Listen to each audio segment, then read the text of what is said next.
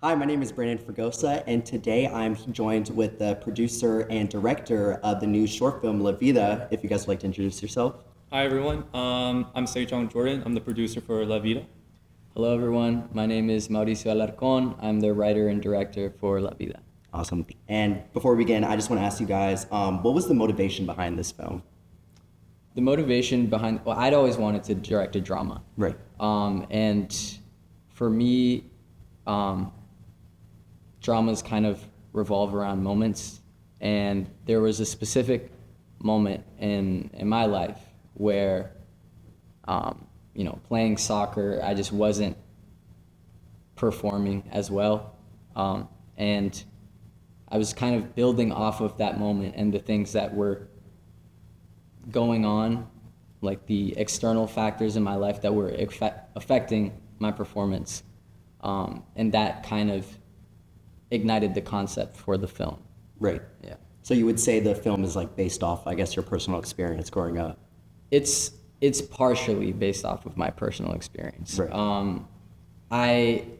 Jorge and I, we do not share the same experiences, especially with family experiences. But I will say a lot of the mindset that he has towards soccer and towards helping out his family comes from me as well. Right. Yeah. So what can viewers expect to see within this film then? For the viewers. Yeah. Honestly, I think the whole audience members, or just the viewers in general, I think coming into this, they should see what a side of America that doesn't really get told much. Mm-hmm. Especially like with a ton of labor workers out there. They're mainly like the Latino, the Hispanic community, and a lot of American problems today that's being faced is like deportation and everything.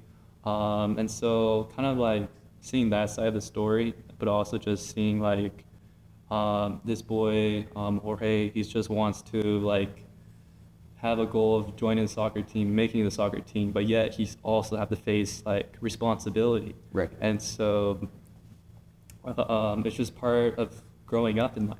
Right. Yeah. Expect to see a lot of soccer, a lot of social issues. Right. And a lot of heartbreak as well, I would say. That is true. Longing and heartbreak. All right. Sure.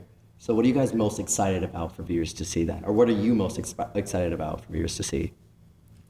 Oh man, I think for me, Yeah.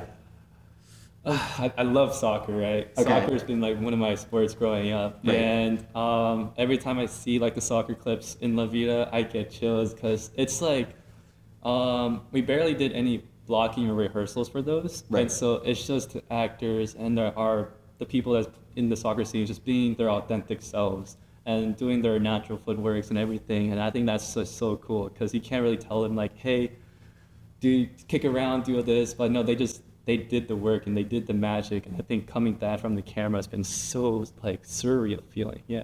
Definitely, yeah. That's also something I'm really looking forward to, is seeing the soccer sequences, because like although we did plan out basically everything in advance, for the soccer sequences, we had to tell the extras to just run a scrimmage, and my DP, luckily he's very very good under pressure, Sujay.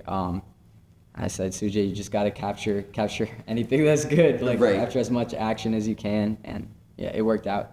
Right. And I'm sure it was easier too, like having everyone already know how to play soccer. So instead of just telling them to be like, kick around a ball, make a goal or whatever, you could literally just be like, all right, just do your thing. And, they're over here like playing it, doing like their tricks and all that stuff that you guys said. Yeah. Exactly. And also I wanted to ask, what were you guys' biggest challenges you faced while filmmaking? If there were any. Oh man. You want to start off? Okay, I can definitely say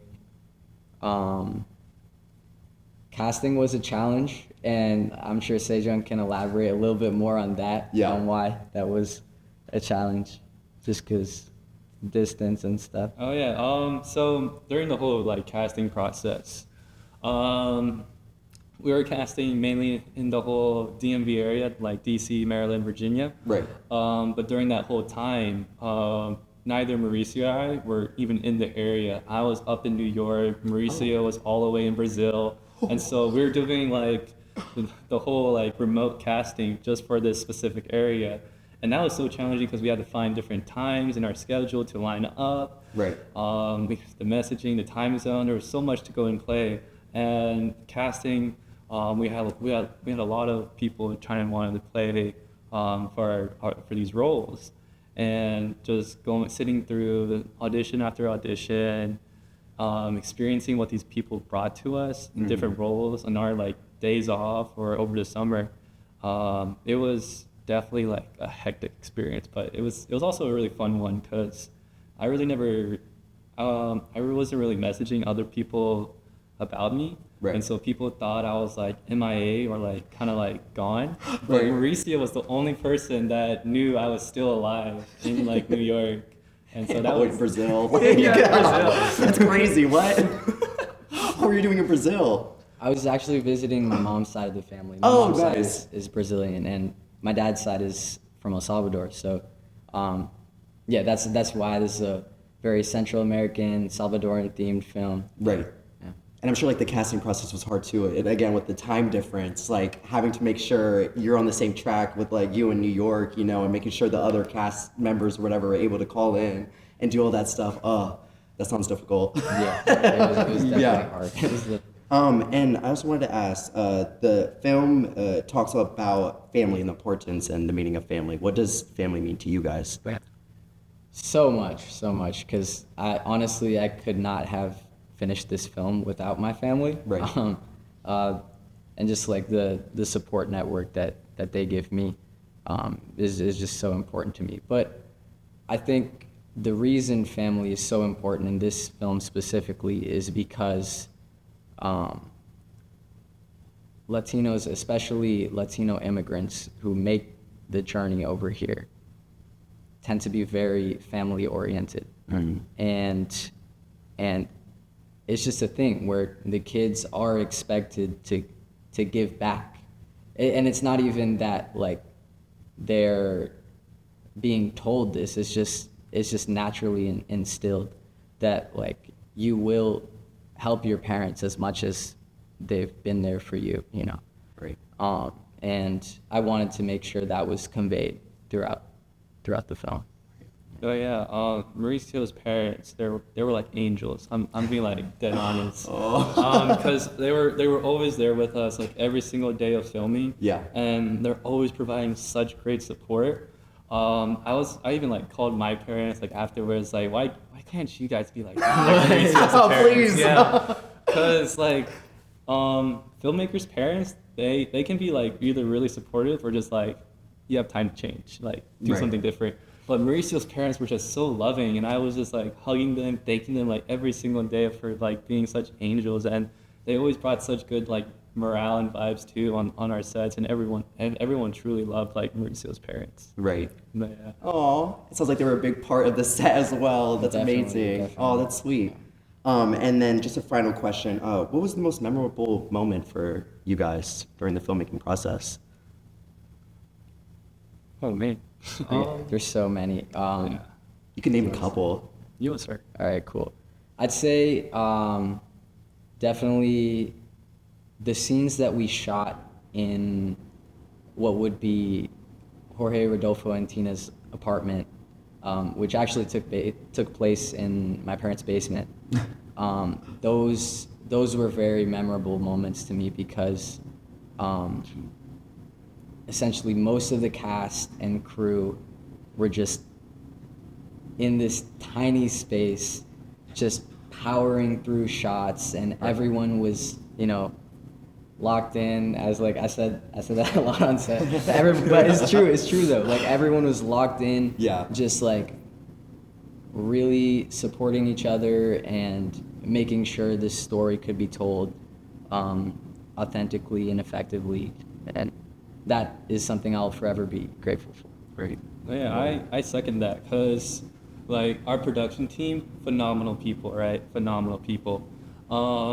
because they sent like a before photo of what that basement used to look like. Nothing. There was nothing. Empty. And then they made it into like a full like life-size like apartment, like a solo apartment. And it was crazy. It was tremendously crazy. And then that day was also really like everyone really brought it. But what I also truly loved, you'll see it in like the very beginning. It's definitely the whole soccer sequences, because we filmed that like 2 nights, I think. I brought in like a lot of our friends, a lot of other people that we know that play soccer, and then we're doing a whole like tryout type of sequence, and seeing that like come into the camera, seeing all the shots, it's like it was so surreal, because you're really in that moment, and not just seeing like the visual thing, but also like the score, the music. I think the music really helped it a lot. That sends it home for sure. Because like, I don't know, I get chills still from just seeing that little scene in the beginning. It's just so good. It like uplifts the viewers, I guess. It sets the whole tone for everything and what the audience should really be expecting. Awesome. Well, thank you guys so much for joining us today. Thank you so much for tuning in, you guys, and make sure to watch La Vida in select theaters, and make sure to follow La Vida Short Film on Instagram. Bye-bye. ¿La encontraron? Así dicen. La vas a recoger. ¿No entendés? ¿Y si no es tu mamá? Van a pasar mucho tiempo solos. Iría solo, pero ¿quién cuida a Tina?